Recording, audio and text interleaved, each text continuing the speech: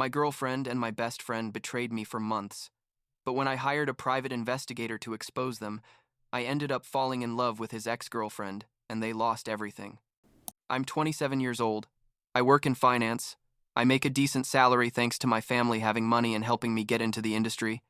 And honestly, I thought I had everything figured out in my life until I discovered that my girlfriend and my best friend had been doing what they were doing behind my back for months.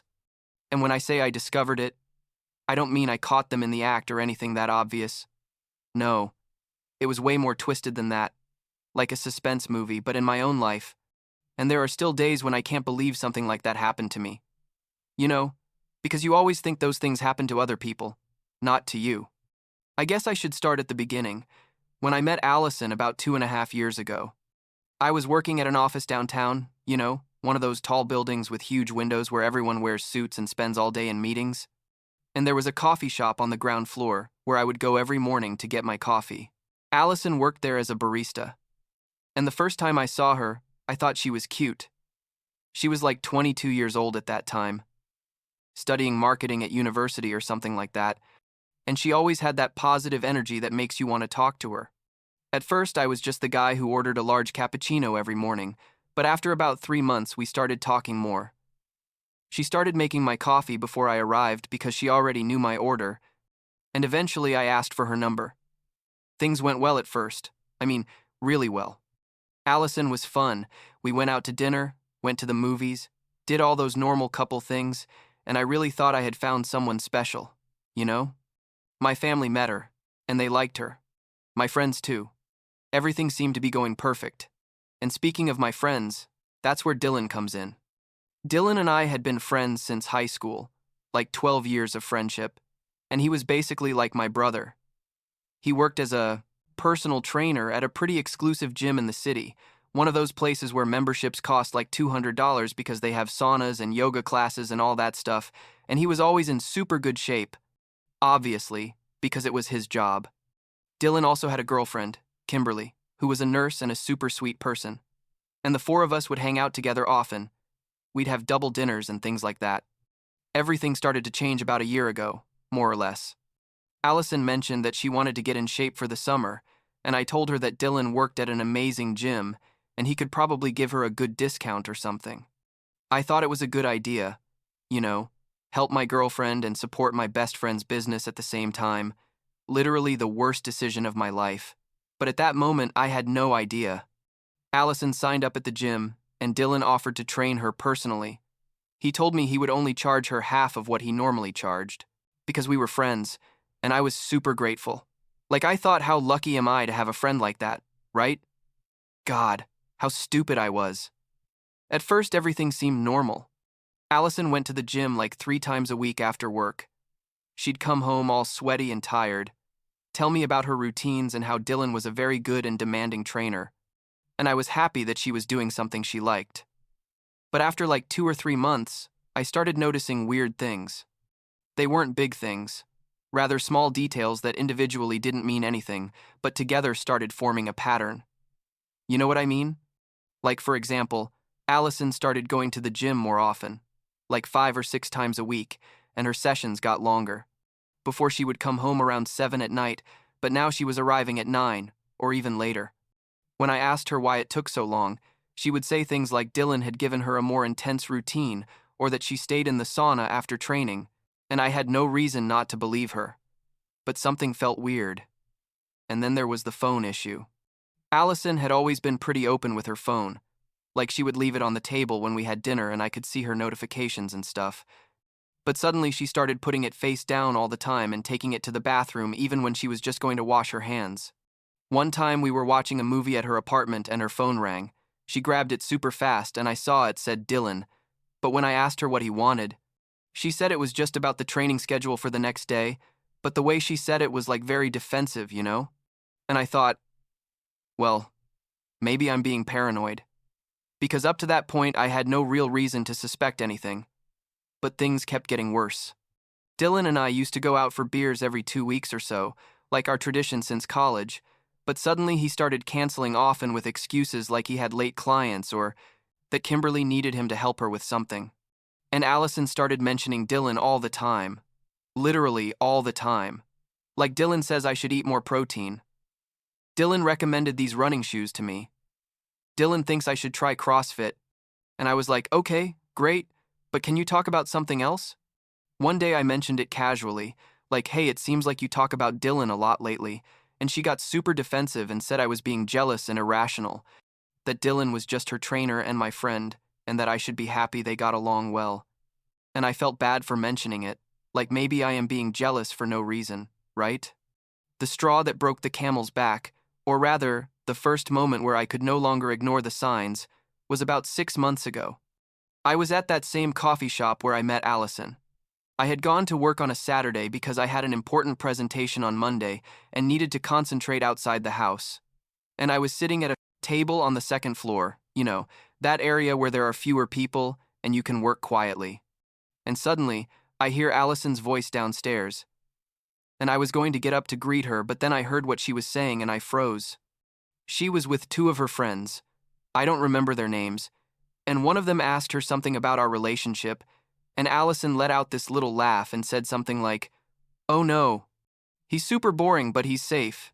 He has money and he's reliable. But Dylan is something else. With him, I feel really alive." And her friends laughed, and one of them said something like, "Be careful with that."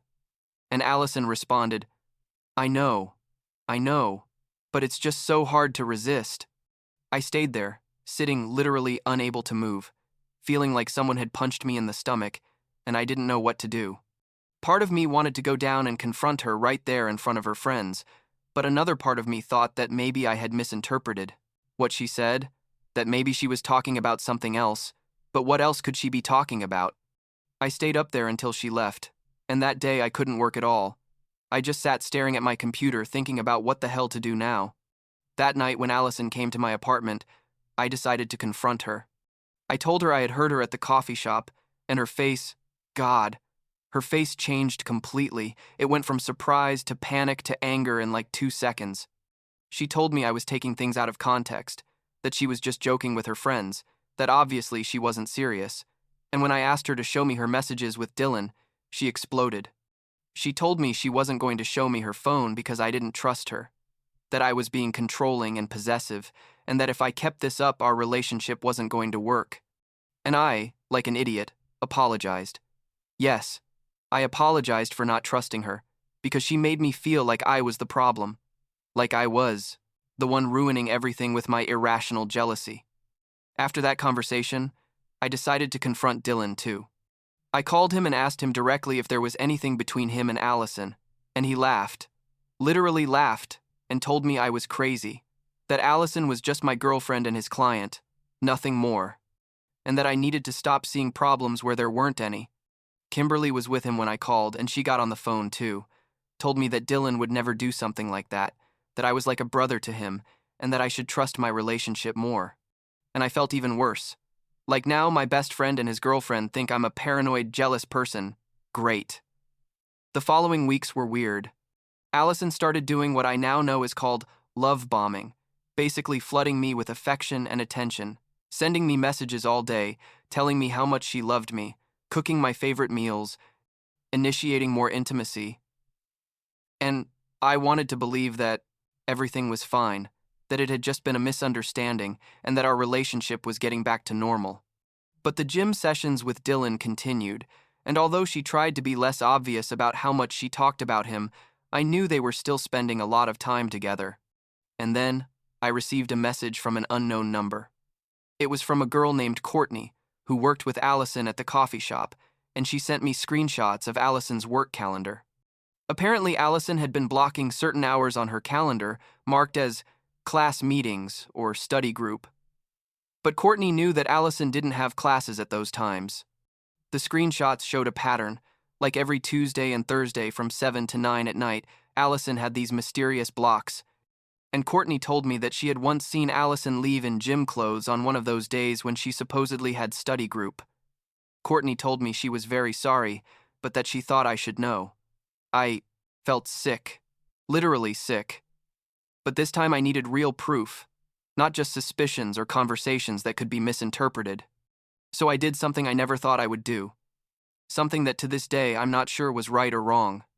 I went to the gym where Dylan worked, not as a client but to the administrative office, and I told the manager that I was Dylan's friend and that I needed to verify something for a legal matter. He lied. Obviously. I told him that I had heard that someone was using the facilities outside of permitted hours and that I needed to see the security footage from the last few weeks. The manager was a guy named Joshua, super relaxed and honest, and when I specifically mentioned Tuesday and Thursday nights, he got serious and told me that yes, he had noticed that Dylan stayed very late on those days with a client in his private training room, and that technically that wasn't allowed because private rooms were supposed to close at 8. Joshua showed me the footage, and there it was. Allison entering Dylan's private training room at 7:15 p.m. and the door closing. The cameras didn't show the interior of the room, obviously, privacy and all that, but they showed that the door didn't open until 9:30 or even 10 p.m.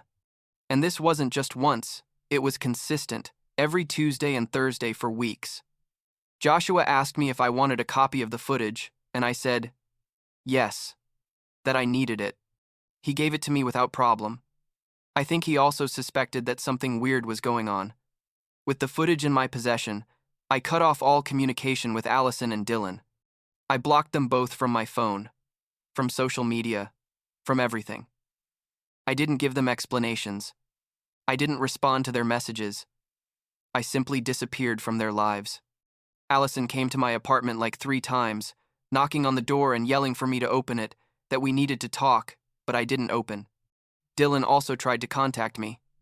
He sent me like 20 messages from different numbers telling me he didn't understand what was happening, to give him a chance to explain. Explain what, if I hadn't even confronted him yet, and I ignored everything. And then something incredible happened. I received an email from an anonymous address with the subject, "You need to know this about Dylan." The email contained screenshots of conversations between Dylan and multiple women, not just Allison, but like 5 or 6 different women, all of them his clients at the gym, and all of them showed the same pattern. Dylan flirting, Dylan telling them they were special, Dylan organizing private sessions outside of normal hours. The email also included messages where Dylan literally talked to a friend of his about how he liked to conquer his friends' girlfriends because it was more exciting when there was risk. And there were screenshots of conversations between Dylan and Allison where they talked about me, saying things like I was naive and easy to manipulate, that Dylan could do whatever he wanted because I would never suspect my best friend. Reading those messages was like, I don't know, like my heart broke into 1,000 pieces, but at the same time, I felt this absolute clarity, this confirmation that I hadn't been crazy, that my instincts had been right all along. The email ended by saying, I'm an ex of Dylan's and he did the same thing to me. I thought you should know. You should also tell Kimberly. And that's when I realized that Kimberly didn't know anything either. She was another victim in all this, and I couldn't leave her in the dark. I sent everything to Kimberly. The gym footage, the screenshots, everything. I didn't write anything else. I just put, I'm sorry, but you need to see this, and sent her everything. She responded like 3 hours later, only wrote, thank you, nothing more. But I knew her world had just collapsed, just like mine. What happened next was, honestly, absolute madness. Kimberly, who turned out to be much stronger than anyone would have thought, took all the evidence and posted it on the gym's social media page. Not on her personal page, no. Directly on the official gym page where Dylan worked, tagging the gym and Dylan and like 50 people who followed the page. The post said something like, this trainer has been having inappropriate relationships with multiple clients during work hours. Here is the evidence, and she attached everything. The photos, the screenshots, everything. The post went viral within hours. Like people were sharing it and commenting like crazy, and the gym had no choice but to fire Dylan immediately. But they didn't just fire him, they also revoked his personal trainer license because he had violated professional ethics codes, and basically he got banned from all the decent gyms in the city. Allison discovered all this because, it turns out, she thought Dylan really had feelings for her, that they were going to end up together or something like that. When she saw Kimberly's post with all the other women, when she realized that she had been just another conquest for Dylan, another way to feed his ego, she had a kind of public crisis. Courtney, the girl from the coffee shop who had sent me the screenshots, told me that Allison had a breakdown at work, literally screaming and crying, saying that Dylan had promised her he would leave Kimberly for her, that he had told her he loved her, and that it had all been a lie. Allison ended up quitting the coffee shop because she couldn't stand everyone knowing what she had done, and things kept unfolding in ways I didn't expect. After Kimberly's post went viral, other women started coming out of anonymity. A girl named Emma contacted Kimberly and told her that Dylan had done exactly the same thing to her like 3 years ago, when Emma was Dylan's cousin's girlfriend, and that he had ruined that relationship too. Another girl, Sarah, said that Dylan had manipulated her when she was dating a guy from the gym, and that Dylan specifically targeted women who were in relationships because he liked the challenge. In total, like 4 or 5 different women shared similar stories, and each story showed the same pattern. Dylan pretending to be the understanding friend, gaining the trust of the couples, seducing the girlfriends, and then discarding them when he got bored or when things got complicated. It was sick. Basically, Dylan was an emotional psychopath who enjoyed destroying relationships. Kimberly and I started talking more after all this. At first, it was just to share information and support each other because we were both processing the same betrayal, but over time, we became real friends. She's an incredible person, super strong and resilient, and she helped me a lot to understand that none of this had been my fault, that Dylan was an expert manipulator, and that even the smartest people can fall into the traps of people like that. And I helped her too. I think, like we were there for each other at a time when we both felt completely broken. I'm not going to lie. There were very dark moments during those months. Moments where I questioned everything. Like, why didn't I see it before? How could I be so stupid? What's wrong with me that my own girlfriend and best friend betrayed me like this? I went to therapy, which helped quite a bit, and my therapist explained something to me about gaslighting and narcissistic manipulation that really resonated with me. She told me that people like Dylan are experts at making their victims doubt themselves, at making a person's natural instincts seem like paranoia or irrational jealousy, and that was exactly what Dylan and Allison had done to me. They made me feel crazy for suspecting the truth. It's been several months since all that. Dylan basically disappeared from the social scene. I heard he's working at a protein shake store or something like that, very far from his previous life as a star trainer at an exclusive gym. His reputation is completely destroyed, and nobody in the fitness industry wants to work with him. Allison moved to another city. I think with her family, because she couldn't stand the shame of everyone in our social circle knowing what she had done. I blocked them both from absolutely everything, and have no intention of ever talking to them again in my life. As for Kimberly and me, well, things developed in a way that neither of us expected. After months of supporting each other and spending time together processing all this, we started developing feelings for each other. It wasn't something we sought or planned. It just happened naturally, and we were both very careful not to rush because we didn't want it to be a rebound or something based only on our shared trauma. But the more time we spent together, the more we realized that we really connected on a deep level, that we understood each other in a way that goes beyond what we had shared. About 2 months ago, we decided to try having a real relationship, and so far it's been amazing. Like, she's exactly the kind of honest and genuine person I need in my life now. Last week, Kimberly and I went on vacation to Hawaii, just the two of us, like our first trip together as a real couple, and it was perfect. We were at the beach one afternoon, drinking piña coladas and watching the sunset, and she told me something that stuck with me.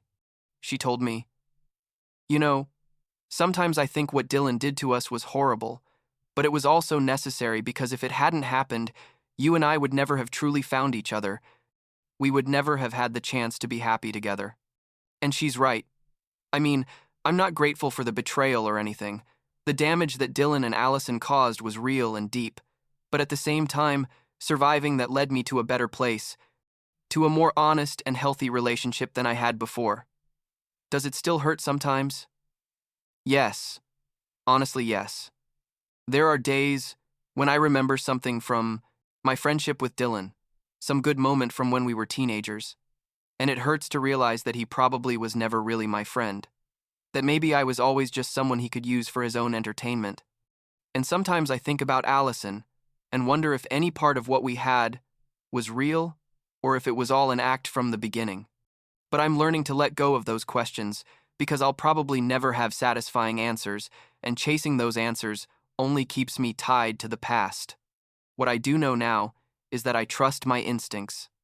When something feels wrong, it's probably wrong, and I'm not going to let anyone make me feel crazy for trusting what my intuition tells me. And I also learned that the truth always comes to light eventually. That people like Dylan and Allison can hide their actions for a while, but eventually their lies crumble. Joshua from the gym told me recently that he's seen Dylan a couple of times buying things at the supermarket and that he looks miserable. And honestly, I don't feel satisfaction from that or anything. I just feel indifference. Like that person is no longer part of my life and what happens to him doesn't affect me. Kimberly and I are planning to move in together in a few months. Maybe get a bigger apartment with a nice balcony, something that's really ours and doesn't have any connection to our previous lives. My parents met her recently and they loved her. My mom told me afterwards that she had never seen Allison treat me with the respect and genuine consideration that Kimberly shows me, and that she was glad I had finally found someone who truly valued me. And she's right. Kimberly treats me like an equal, like a partner, not like the boring but safe guy who pays the bills. I guess if there's any moral to all this, it's that people really show you who they are over time, and when they show you who they are, believe them. Dylan showed me for months that he was a selfish manipulator, and Allison showed me that she was capable of betraying me without remorse. But I didn't want to see it because I didn't want to believe that people so close to me could be like that. Now I know better. Now I pay attention to people's actions, not just their words, and I'm not afraid to walk away from toxic people, even if that means being alone for a while. Because being alone is better than being with people who make you feel lonely even when you're with them, you know what I mean? Yesterday, Kimberly sent me a photo of an apartment she found online. It has 2 bedrooms, a balcony with a view of the city, and allows pets. We're thinking about adopting a dog. And she asked me what I thought. I told her I loved it and that we should go see it this weekend. And as I looked at the photo, I thought about how different my life is now compared to a year ago. Like a year ago, I was in a fake relationship with Allison and a fake friendship with Dylan. And now I'm with someone who really sees me, who genuinely values me, and that feels good. It feels like a new beginning. And after all the hell I went through, I think I deserve it.